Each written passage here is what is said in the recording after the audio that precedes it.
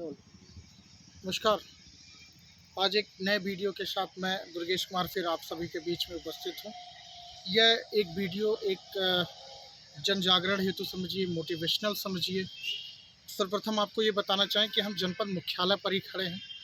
हमारे उल्टे हाथ की तरफ आपका अशोक मार्ग, जिसे जेल रोड भी कहा जाता है, और ठीक दाहिने जो एक ज़माने में खंडहरों में तब्दील हुआ करती थी, राजकीय जिला पुस्तकालय जनपद सिद्धार्थनगर स्थित है। हालांकि अब स्थिति यहाँ की काफ़ी सुधरी है।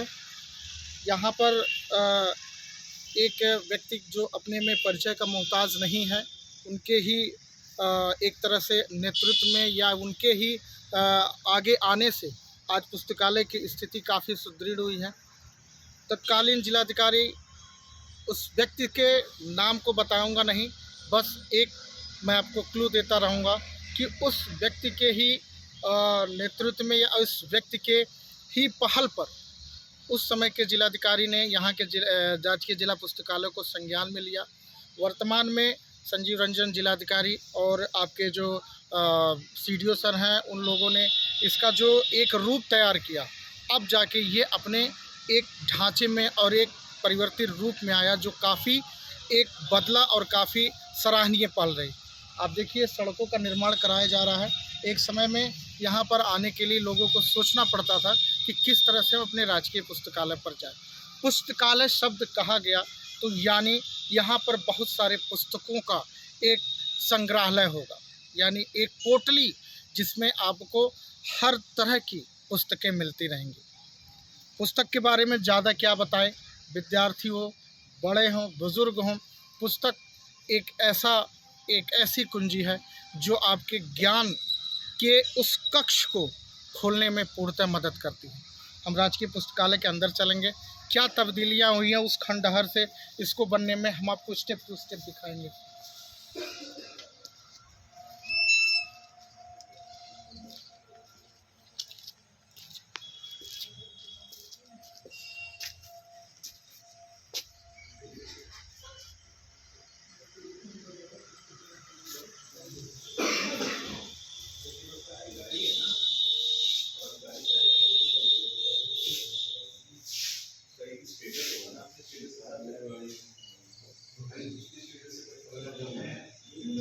महिला पुलिस शौचालय बना दिए गए हैं। ये पुस्तकालय का मेन कैंपस। कुछ यहाँ पे विद्यार्थी भी बैठे हैं जो लंच टाइमिंग हो गया है, लंच कर रहे हैं। आइए हम सीधे जानते हैं यहाँ के जो इंचार्ज हैं। नमस्कार सर। नमस्कार। मैं दुर्गेश कुमार अपने पर्सनल YouTube चैनल पर आपके पुस्तकालय के बारे में बहुत सारी चीज़ें आपसे जानना चाहता हूँ। पहले सर, आपका नाम क्या है? भारद्वाज शुक्ल। जी जी। आप इस पुस्तकालय के इंचार्ज हैं? जी। ये बताइए सर कि पुस्तकालय जो हमारा है, ये राजकीय पुस्तकालय, ये अपने स्वरूप में कब इसकी स्थापना यहाँ पर हुई? ये 1994-95 में इसकी स्थापना हुई। जी। वर्तमान में इसकी क्या स्थिति है, या मतलब इसका जो कायाकल्प हुआ एक तरह से कहें, क्योंकि जब ये 94 में हुई तो किसी से ये छुपा भी नहीं है, इसकी स्थिति काफ़ी दयनीय रही। अब यहाँ पर क्या सुविधाएं आपको लगता है, क्या सुविधाएं आ चुकी हैं और क्या सुविधाएं अभी शेष रह गई हैं? ई लाइब्रेरी के रूप में डेवलप हुई है। पहले ये ऑफलाइन लाइब्रेरी थी, अब ये ई लाइब्रेरी के रूप में डेवलप हो गई है। और हमारे पास मटेरियल्स, कंप्यूटर, लगभग 10 कंप्यूटर बच्चों के लिए और 1 कंप्यूटर ऑफिस वर्क के लिए है। यहाँ बच्चे आके प्रतिदिन अपना कंप्यूटर का इस्तेमाल कर सकते हैं और अधिक से अधिक ज्ञान अर्जन कर सकते हैं। क्या शुल्क है आपके यहाँ बच्चों के? हमारे 500 रुपया पंजीकरण शुल्क है। जी। इसके लिए आधार कार्ड की फोटोकॉपी, 1 फोटो और 500 रुपया फीस। कितनी पुस्तकें होंगी सर आपके यहाँ? इस समय हमारे पास ई लाइब्रेरी कंटेंट के रूप में जितनी अंकित पुस्तकें, उनकी संख्या 7500 है। जी। और अभी लगभग 1500 किताबें अभी ऑनलाइन फीडिंग करानी है, जो बहुत ही जल्दी प्रक्रिया पूरी कर ली जाएगी 2-4 दिनों के अंदर।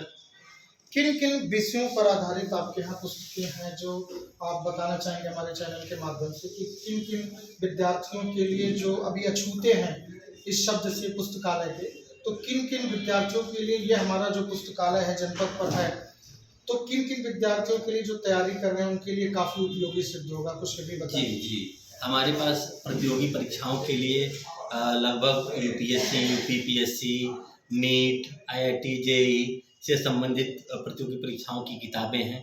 उसके अतिरिक्त हमारे पास हिंदी साहित्य, अंग्रेजी साहित्य, विज्ञान, सामान्य विज्ञान, इतिहास, भूगोल, लोक प्रशासन, समाजशास्त्र, अर्थशास्त्र और अन्य भी राजनीतिक चिंतक के जो पुस्तकें हैं, सारी पुस्तकें हमारे पास लगभग उपलब्ध हैं। संस्कृत की भी कुछ पुस्तकें आई हैं, कुछ आने वाली हैं।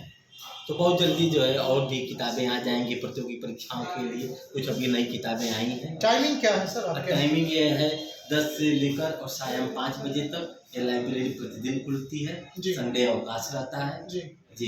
क्या पुस्तकें जो विद्यार्थी होते होंगे जो आपके रजिस्टर्ड हैं, क्या पुस्तकें वो अपने साथ अपने घर के लिए भी यहाँ से सुविधाएं दी जाती हैं कि अपने घर ले जाएं? जी 15 दिनों के लिए वो एक किताब, अगर वो प्रतियोगी परीक्षाओं की किताबों को ले जा रहे हैं तो एक ही किताब ले जाने की अनुमति है ऑनलाइन सिस्टम में। और यदि सामान्य साहित्य की किताबें ले जानी है तो 2 किताबें उनको अनुमति प्रदान की जाती है 15 दिनों के लिए। उसके आगे अगर वो कंटिन्यू रखना चाहते हैं, अगर वो कंटिन्यू रखना चाहते हैं तो उसको लेके पहले वापस आना पड़ता है, उसको रिटर्न करना पड़ता है, पुनः उसका अगले दिन उसको लेके जा सकते हैं। और यदि लेट होता है तो विलम्ब शुल्क के रूप में फाइन भी लिया जाता है। कितने छात्र आपके यहाँ या छात्राएं आपके यहाँ पंजीकृत हैं और जनपद के किन किन हिस्से से हैं वो? यहाँ लगभग 416 पुराने और नए में अभी रिसेंटली 2 महीना के अंदर 50 रजिस्ट्रेशन हुए हैं। कुल मिला के 416 रजिस्ट्रेशन अभी तक हुआ है। और ये जनपद के दूर दराज क्षेत्र से लोग आते हैं। बहुत ऐसे रजिस्टर्ड लोग हैं जो सेवा में भी हैं, कर्मचारी भी हैं, वो आते हैं, अपनी किताबों को लेके जाते हैं और अध्ययन करते हैं। कोई संदेश देना चाहेंगे या कुछ? हाँ, हम पूरे छात्र जनपद वासियों को ये संदेश देना चाहते हैं कि आपकी राजकीय जिला पुस्तकालय प्रतिदिन 10 बजे से सायं 5 बजे तक चल रही है। आएँ और इसका लाभ उठाएं, क्योंकि ई लाइब्रेरी रूप में डेवलप हुई है। इससे आप प्रतियोगी परीक्षाओं की तैयारी भी आसानी से कर सकते हैं और शांतिपूर्वक पढ़ के अध्ययन भी कर सकते हैं, ज्ञान भी अर्जन कर सकते हैं। तो अधिक से अधिक संख्या में आएँ और जो भी चीज़ें पुस्तकें हैं उनका लाभ उठाएं। एक डाउट भी क्लियर कर दीजिए, मतलब छात्र के साथ छात्राएं भी आए, क्या उनकी टाइमिंग अलग है कि एक साथ सभी एंट्री? छात्र छात्राओं की टाइमिंग एक ही है, लेकिन उनके लिए अलग अलग सेक्शन बना हुआ है। अलग अलग सेक्शन, महिला पुरुष का सेक्शन अलग अलग बना हुआ है और अपने रूम में बैठ के अध्ययन कर सकते हैं। कंप्यूटर भी आपने बताया कि आपके यहाँ कंप्यूटर लगे हुए हैं, क्या आप वो कक्ष हमें दिखा सकते हैं? हाँ, कंप्यूटर का कक्ष मैं आपको दिखाता हूँ।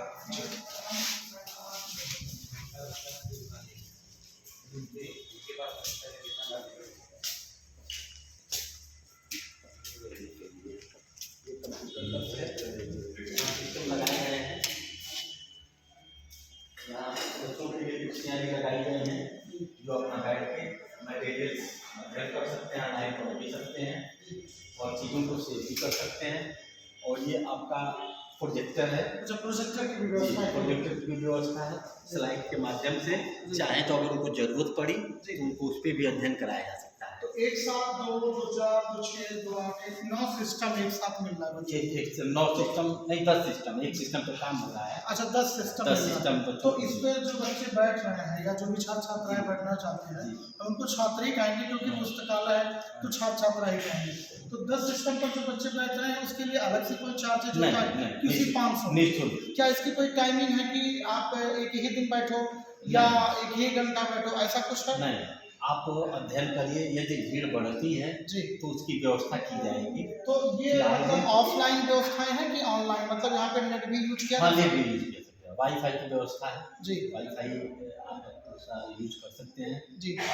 लेकर उसका यूज कर सकते हैं। यानी सब मिलाकर एक पिछड़े जनपद में बच्चों को जानकारी देने के लिए, शिक्षित करने के लिए जिला प्रशासन का एक सराहनीय पहल इस खंडहर को इन्होंने एकदम टेक्नोलॉजी से परिपूर्ण कर लिया है कि हमारे जो बच्चे हैं जो दूर दराज क्षेत्रों में रहते हैं, किताबें नहीं अगर वो मैनेज कर सकते हैं तो पुस्तकालय में आके किताबों को देखें और अपने कंप्यूटर सिस्टम को कोई कमी आपको लगता है जो आप प्रशासन से या जिम्मेदारों से कहना चाहेंगे? कमी तो कुछ नहीं है जी। जो परिवर्तन चल रहा है, सुधार चल रहा है। पेयजल की व्यवस्थाएं मैंने हाँ, देखा, शौचालय महिला हाँ, पुरुष दोनों है। जी। पेयजल के लिए क्या पेयजल की व्यवस्थाएं हमारी बात हुई है हाँ। और बहुत जल्द ही आरओ की व्यवस्था हो जाएगी। जी। बच्चों को शुद्ध पानी भी मिलेगा। हम पानी मंगाते भी हैं, जी। लेकिन 1 हफ्ते से 10 दिन के अंदर पेयजल की भी व्यवस्था हो जाएगी। जी। बहुत जल्दी जो है बच्चों को शुद्ध पानी पेय योग्य मिलेगा। जी, जी। तो ये थे हमारे साथ यहाँ पुस्तकालय के जो इंचार्ज हैं और उन्होंने बहुत सारी चीज़ें बताई जो एक समय में एक खंडहर हुआ करता था, उसका ये स्वरूप बदल चुका है। अब हम आपको, चूँकि वो स्टडी जो हॉल है वहाँ पर हम बोलेंगे नहीं, लेकिन स्टडी हॉल में हम आपको ले चलेंगे, वहाँ बच्चों को दिखाएँगे और ख़ासकर उनसे भी मुलाकात करवाएँगे जिनके पहल से यह चीज़ें संभव हो पाई।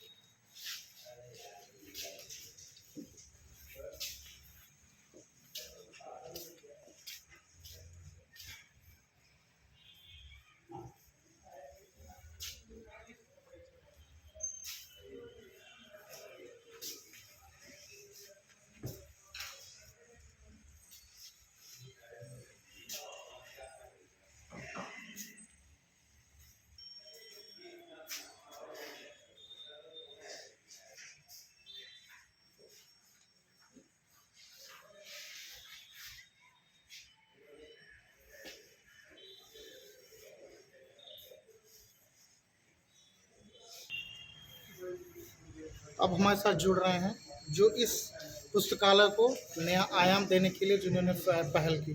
उनका वो परिचय के मोहताज तो नहीं, लेकिन फिर भी मैं बता दूं, आपके इस जनपद के उसका से रहने वाले हमारे भोजपुरी गायक से रूपेश मिश्रा जी जो हमारे साथ जुड़ चुके हैं। रूपेश मिश्रा जी, आपका बहुत बहुत स्वागत है। दुर्गेश जी और आपके सभी देखने वाले दर्शकों को मैं प्रणाम करता हूँ। रूपेश जी, मैं ये आपसे पहले ये प्रश्न पूछना चाहता हूँ कि पुस्तकालय आप आए, जब आपने पहला इसका रूप देखा, आपने इसको देखा और क्या आपको ऐसी समझ में आई, क्या आपको ऐसा लगा कि हमको पहल करके इसको नए स्वरूप देना चाहिए, क्या आपने सोचा इसमें? जब मैं पहली बार पुस्तकालय आया यहाँ पर एक स्टूडेंट की तरह आया मैं पढ़ने के बाद, यहाँ की स्थिति बड़ी जर्जर है, सुविधाएँ तो थी लेकिन यहाँ पे कोई अवेलेबल नहीं हो पा रहा था। समय अभाव चल रहा था प्रारूप 2020-21 के समय, तो इस बात को मैंने डीएम महोदय के सामने रखा कि उस समय के डीएम दीपक मेड़ा जी के समक्ष रखा और सीडीओ साहब पुलकित गर्ग के माध्यम से मैंने बात की, फ़ोन पे उनसे जाकर मिला और इसकी जानकारी दी कि सर वहाँ जिला पुस्तकालय काफ़ी अच्छा मेंटेन है, भवन भी बना है, बस वहाँ नए तकनीकी नए पुस्तकों का और नए व्यवस्थाओं की ज़रूरत है। तो उन्होंने इस बात को अमल में लिया, संज्ञान में लिया और विगत 1 साल के बाद आपके सामने जो है। कैसा लगा आपको? हम भी आते हैं खुद पढ़ने, तरह तरह के विद्यार्थी आते हैं जी। कुछ IAS की तैयारी करने वाले तमाम अभ्यर्थी लोग आते हैं जी। और विद्यार्थी लोग भी हम यहाँ पढ़ सके आराम से। कुछ दूर से आते हैं, कुछ चिड़िया से आते हैं, कुछ बांसी से आते हैं, कुछ नौगढ़ से आते हैं। आपको एक खुशी मिली कि आपके पहल से, हाँ आपके इस पहल से ये जो एक पोटली पड़ी हुई थी, हाँ एक डस्टबिन समझिए डस्टबिन में पड़ा रहा। हालांकि ये मुख्यालय का रहा, सारे अधिकारी जिम्मेदार इधर से ही जाते रहे, लेकिन कोई इस पोटली की तरफ नहीं देखता था कि एक ज्ञान की पोटली यहाँ पड़ी हुई है। अब देखिए, देख कर ये खुशी लगता है कि सारे बच्चे आते हैं। एकदम एकदम सही कहा आपने। तो पहले यहाँ आने के लिए सोचना पड़ता था कि हम पुस्तकालय कैसे चलें, लेकिन आज पुस्तकालय आने के लिए सड़कों का भी निर्माण कराया जा रहा है। काफ़ी सराहनीय पहल है यहाँ के प्रशासन की, लेकिन उनको जगाने के लिए आपको मैं सभी नगरवासियों की तरफ से धन्यवाद देना चाहता हूँ। मैं एक हट के प्रश्न आपसे पूछना चाहता हूँ। आप चूँकि एक गायक भी हैं, एक गायक होते हुए भी पुस्तकों से इतना प्रेम, क्या मतलब ये 2 अलग अलग पहलू आपको नहीं लगते कि एक जैसे आपका जो चयन है, आपका जो प्लेटफॉर्म है एक गायन का है, हालांकि माँ सरस्वती वहाँ भी है, माँ सरस्वती यहाँ भी हैं, तो फिर वहाँ से यहाँ पुस्तकों के प्रति इतना प्रेम के पीछे क्या आपका कारण मुझे है? पुस्तकों से जो लगाव है मेरा बचपन से रहा है, हम्म, क्योंकि मेरी क्वालिफिकेशन में एक सॉफ्टवेयर इंजीनियर अच्छा मैं बीटेक भी किया हूँ। तो उस प्रोफेशन को पूरा कंप्लीट करके नौकरी भी हमने किया, तो छोड़ दिए। उसके बाद हम संगीत में गए। अच्छा, अच्छा। संगीत से भी डिग्री हम लिए, उसमें मास्टर ऑफ म्यूजिक है, तो यहाँ चले जाते हैं। अच्छा, संगीत की आपने बात की, इस समय आपका कोई संगीत नया चलने वाला है या आ रहा है? हाँ, बस कौन सा? 2023 में जल्दी बड़े पर्दे पे आने वाले हैं। अच्छा। शुक्रवार, शनिवार, रविवार 8 से 10। अच्छा, वर्तमान में अभी आप कहीं से होकर आए हैं, कैसा रहा वहाँ का आपका? वहाँ का सफर बड़ा अच्छा रहा, और हम नए नए प्रोजेक्ट आपको देखने को मिलेंगे। तरह तरह के चैनल से, कुछ टीवी से आने वाले हैं, कुछ जी म्यूजिक से आने वाले हैं। अपने इस प्लेटफॉर्म से रुपेश जी मैं आपको ढेरों शुभकामनाएं देता हूं कि आप जनपद का नाम एक विश्व पटल पर बहुत रोशन करें। ऐसा भी हो कि जब संगीत और गायन का नाम लिया जाए तो सिद्धार्थ नगर का भी नाम आए। ढेरों शुभकामनाएं के साथ मैं आपको देता हूं। अब यहाँ पर कुछ छात्र हैं, मैं उनसे इधर जान देता हूँ।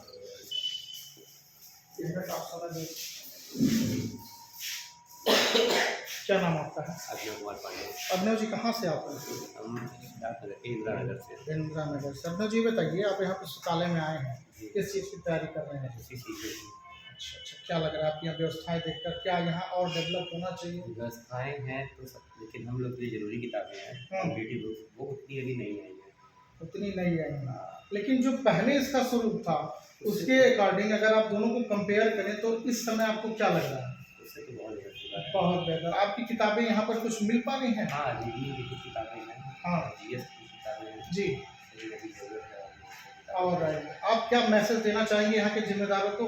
कुछ मैं बस यही कहूँगा कि किताबें आ जाएँ, और जो डेली बेसिस पे न्यूज़पेपर और ये सारी फैसिलिटी हैं वो मिल जाएंगे तो वो बहुत अच्छा होगा। ऐसा हमको बताया जा रहा है कि यहाँ पर कंप्यूटर सिस्टम भी है, आपको वाईफाई भी सुविधाएं दी जाती हैं। कितनी सच्चाई है, क्या वास्तव में आपको मिल रही है? अगर आपको मैं 10 में से यहाँ पर रैंकिंग करने के कहूँ तो कितना अंक देंगे यहाँ वर्तमान व्यवस्थाओं और पुस्तकों को देखकर? अब पहले की कंपेयर में तो बहुत अच्छा, तो मैं 8, 8.5, 9 तक तो दे ही दूँगा। 8, 8.5 तक दे दीजिए। आपके साथी हैं ये? क्या नाम आपका है? सर, मेरा नाम सत्यम अग्रहरी है। कहाँ से हैं? सर, हम बासी से आते हैं। बासी से आप आते हैं, तो क्या टाइमिंग रहती है बासी से आने की? बासी से आने में यहाँ पे लगभग आधे घंटे 45 मिनट लगते हैं अपने बाइक से आने में। हाँ, तो हम लोग बाइक से ही आते हैं 10, साढ़े 10 तो बजे। कैसे आपको पता चला सत्यम जी कि यहाँ जनपद मुख्यालय पर राजकीय पुस्तकालय है? सर, एक्चुअली हम लोग अभ्युदय में सिलेक्टेड हैं। उत्तर प्रदेश सरकारी योजना है यूपीएससी पीसीएस वाले लोगों के लिए, तो उसी के थ्रू हम लोगों का सेंटर इसके पीछे है। जी। तो जब हम लोग सेंटर में आके पढ़ने लगे तो उसके बाद ये पता चला कि यहाँ पे लाइब्रेरी है, और ये लाइब्रेरी जो है वो रीनोवेट हो रही है थोड़ी सी अच्छी फैसिलिटी के साथ। तो हम लोगों को एक्चुअली सेल्फ स्टडी वगैरह करनी रहती है, एक लंबा टाइम चाहिए उसके लिए, तो हम लोगों के लिए ये सबसे सूटेबल होता है। यहाँ पे पढ़ने के बाद आप क्लास चल जाइए, क्लास के बाद आप मतलब अगर आप यहाँ नहीं आते तो ये चीज़ें जनपद के अन्य कोने तक ये बातें नहीं थी कि हमारे मुख्यालय पर एक राजकीय पुस्तकालय है। अगर आप यहाँ टच हुए जी। तब आपको यहाँ के बारे में जी पता जी चला। बिल्कुल बिल्कुल obviously। आप जिस उद्देश्य से आ रहे हैं जी कि मैं पुस्तकालय में आऊँ, क्या आपका वह एम, क्या आपका वो उद्देश्य पूरा हो रहा है?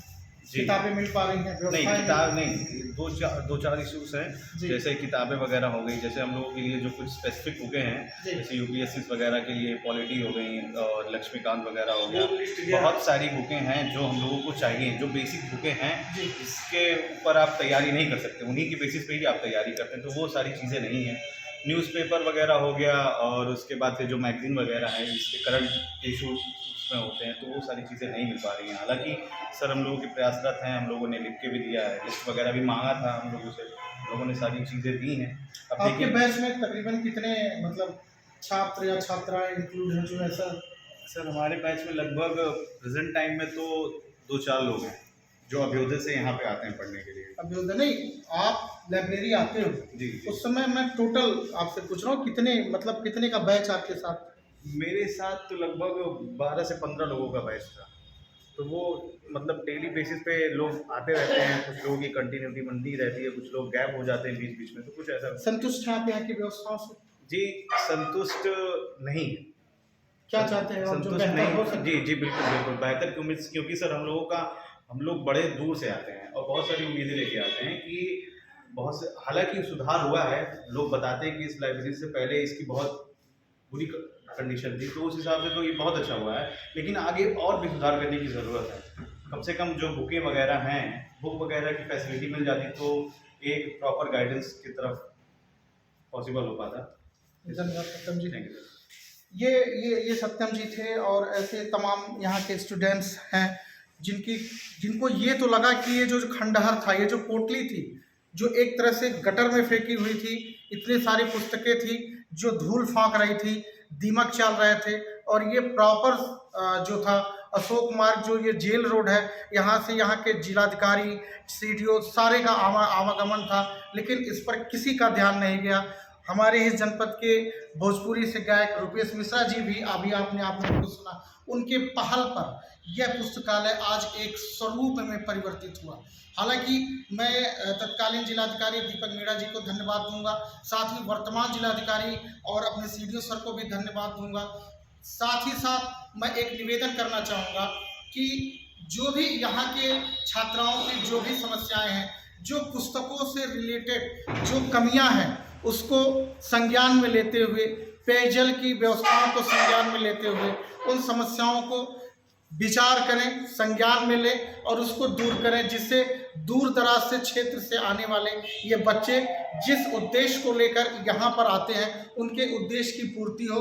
और जब भी हमारे इस ज़िले के बच्चे कुछ पढ़ लिख कर आगे की तरफ बढ़ेंगे तो ज़रूर हमारे इस ज़िले का नाम रोशन करेंगे। इन्हीं सब बातों के साथ मैं दुर्गेश कुमार एक बार फिर आप सभी से अपील करूंगा कि स्वस्थ रहें, मस्त रहें, अपना ख्याल करें। जय हिंद, जय भारत।